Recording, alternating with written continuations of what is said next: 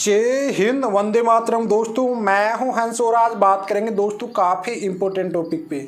कैसे पता करें कि आप 498 यानी डोरी दहेज केस कैसे जीतोगे या हारोगे। सबसे पहले आपको क्या चीज़ों का ध्यान रखना चाहिए, किन बातों का आपको ध्यान रखना चाहिए। काफ़ी लोगों में क्या चीज़ होता है कि जब उनकी वाइफ 498 केस उन पर लगाती है तो होपलेस हो जाते हो, पूरी तरह से अपसेट हो जाते हैं। परिवार वाले अपसेट हो जाते हैं, वह भी अपसेट हो जाते हैं, पूरे ही एक तरह से टूट जाते हैं। तो कभी भी ऐसा नहीं करना चाहिए। मैं आपको टॉपिक बताऊंगा आज। आपको अगर 498 केस जीतना है तो आपको 10 टॉपिक याद करना, सबसे इंपॉर्टेंट।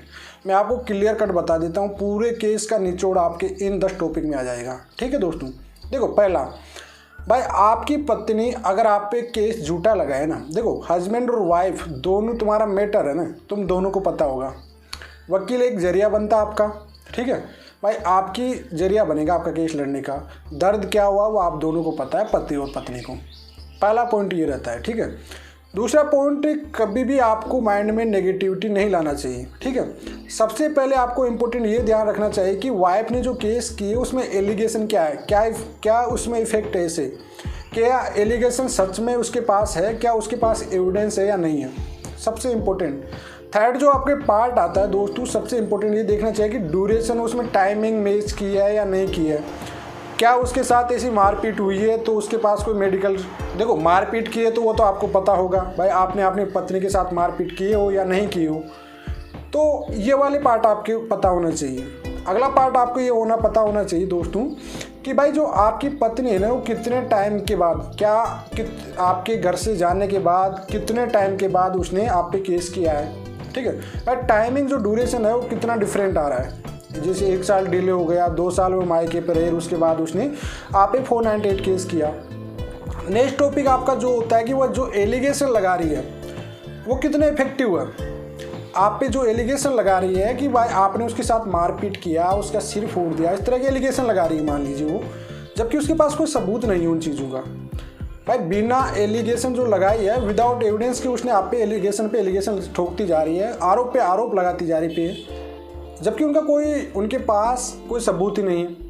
तो वह एक, आप लोग कहते हैं कि सर झूठ में मेरी पत्नी ने केस कर दी, तो आपके सबसे एडवांटेज मिलेगा उन चीज़ों का, क्योंकि सुप्रीम कोर्ट अभी लेटेस्टिंग जजमेंट भी दिया था। आई बटन में एंड स्क्रीन में आपको वीडियो मिल जाएंगे, उनको देखना कि भाई अगर झूठे एलिगेशन लगाती है पत्नी आप पे बिना वजह से, कोई कारण ही नहीं है उसको, आपको हरासमेंट या परिवार को हरासमेंट करने के लिए, तो फिर आप पे उसके एडवांटेज मिलेगा आपको एक तरह से डिवोर्स में, आगे चल के डिवोर्स में, ठीक है। अब आपको एक माइंड में एक और बात रखनी चाहिए, भाई पत्नी ने अगर झूठा केस किया तो डेफिनेटली आपका रिश्ता खराब होने वाला है, ठीक है, रिश्ता बचेगा भी नहीं। और नेक्स्ट टॉपिक, देखो हस्बैंड वाइफ को मैं एक और बात बता देता हूँ आपको कि 498 केस जो कर दिया ना, वो 99.99 वो रिश्ता कभी बचता नहीं है, ये भी आप माइंड में रख लेना, ठीक है भाई। अगर जिसमें हस्बैंड और वाइफ है 498 केस हो गया और वह कोर्ट कचहरी में चला गया, ट्रायल में जा गया, देखो शिकायत करना, FIR करना कोई क्राइम नहीं है भाई। हस्बैंड मारपीट भी करता है, कोई वाइफ भी होता है, तो उनकी एक दूसरे की FIR करते हैं ना, वहाँ तक सीमित है, पुलिस थाने तक आपकी बात पहुँच सकती है, इनफ, कोई बात नहीं।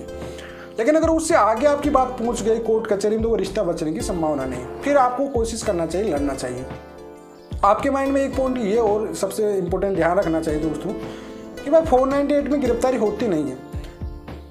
कोई भी सबूत नहीं होंगे तो आपकी गिरफ्तारी नहीं होगी, ऐसा नहीं है भाई। आपने जैसे मारपीट किया, अटेम्प्ट टू अटेम्प्ट, तो ऐसी घटना की है तो फिर आपकी गिरफ्तारी तय है। लेकिन जब आपको पता है कि जो एलिगेशन है वो पूरी तरह से झूठे हैं, तो उस कंडीशन में आपकी गिरफ्तारी नहीं हो सकती।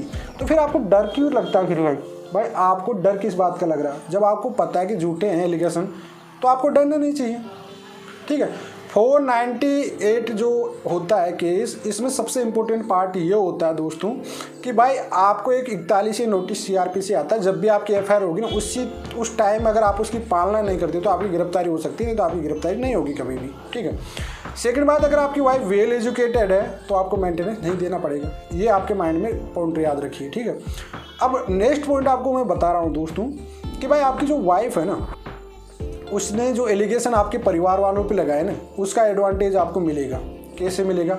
जैसे आपके परिवार वाले, आपकी बहन, आपकी बुआ या आपके घर वाले, आप पति और हस्बैंड दोनों वाले लगते हैं, उनको नाव ऐड करा दी, तो आप क्यूसिंग कराने में उसका बेनिफिट आएगा। मैंने वीडियो बना रखा हूँ, प्लेलिस्ट में जाना, क्योंकि आजकल प्लेलिस्ट बना दिया एंड में, आप प्लेलिस्ट में अच्छी वीडियो मिलते हैं आपको, अलग अलग पार्ट बाय पार्ट।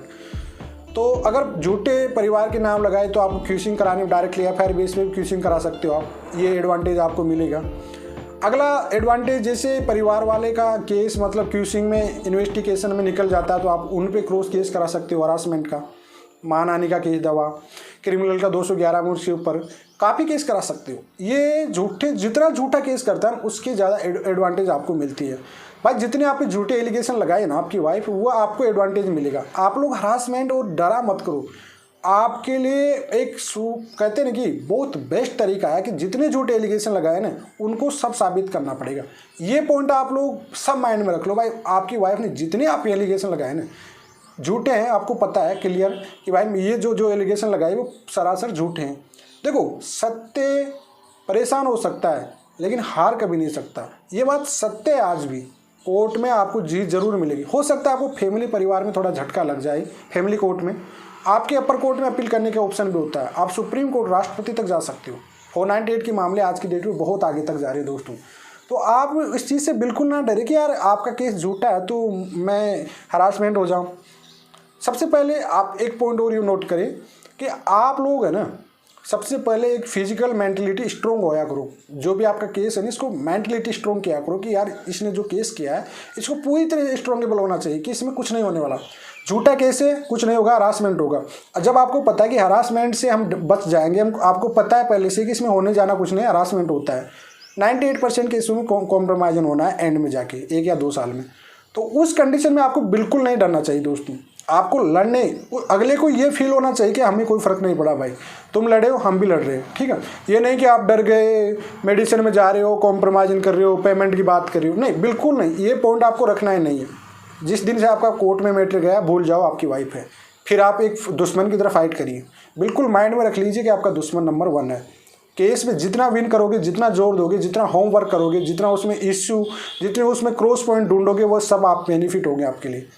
तो ये कुछ एडवांटेज होते हैं दोस्तों जो आपके केस के लिए होते हैं, काफ़ी इंपॉर्टेंट होते हैं। तो इन पार्टों को आप लोग ध्यान रखा करो हमेशा भाई। जितने आप पे झूठे एलिगेशन लगाए ना आपकी वाइफ, ये आपके लिए इंपॉर्टेंट रहेंगे इन फ्यूचर भी चल के।